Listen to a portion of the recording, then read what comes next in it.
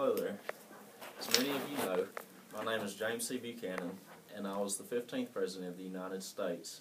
Today, I'm going to give a quick timeline of the history of what's been going on in the United States for the past decade. The date of today is March 3rd, 1860. On July 10th, 1850, Millard Fillmore sworn into office as the 13th President of the United States after the death of Zachary Taylor the previous day.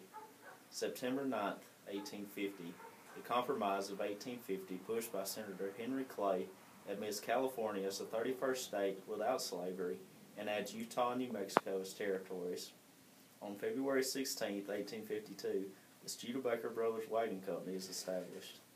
On June 29, 1852, American Senator Henry Clay passed away, and later on that year, on October 24th, Daniel Webster passed away as well.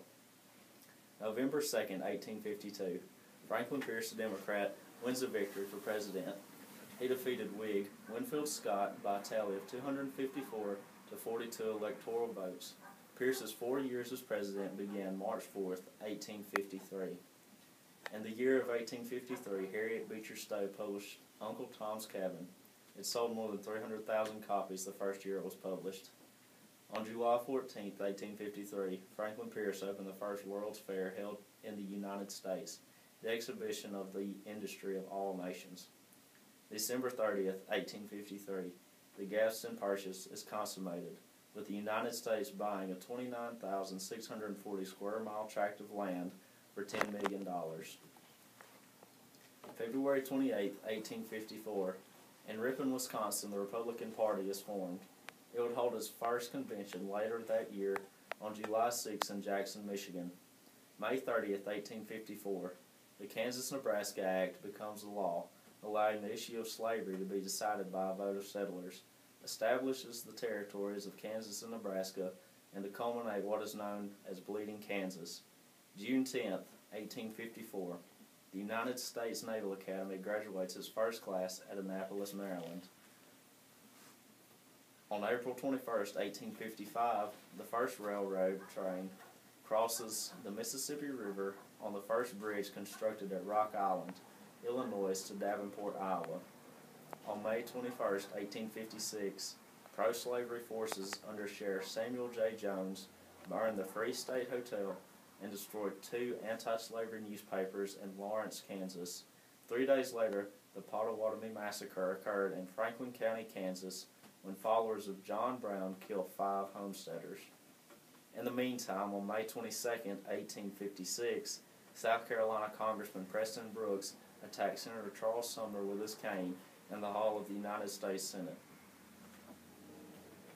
November 1856, John C. Fremont, the first candidate for president under the banner of the Republican Party, loses to me, James C. Buchanan, Democrat. On March 4, 1857, I, James Buchanan, is sworn into office as the 15th President.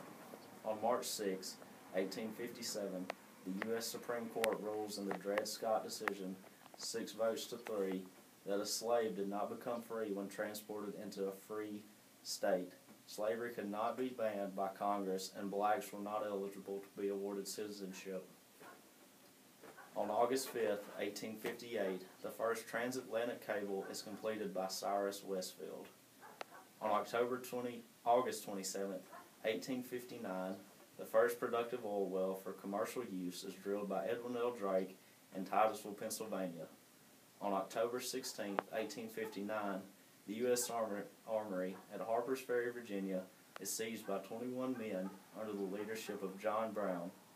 This act to cause an uprising of slaves in surrounding territories fails when federal troops on October 18th kill several raiders and capture John Brown. December 2nd, 1859, John Brown is hanged for treason by the state of Virginia due to Brown's leadership role in the raid of Harper's Ferry Armory and failed attempt to spur a revolt among Virginian slaves. Thank you for your time, and I hope you've been enlightened by the previous history of this last decade.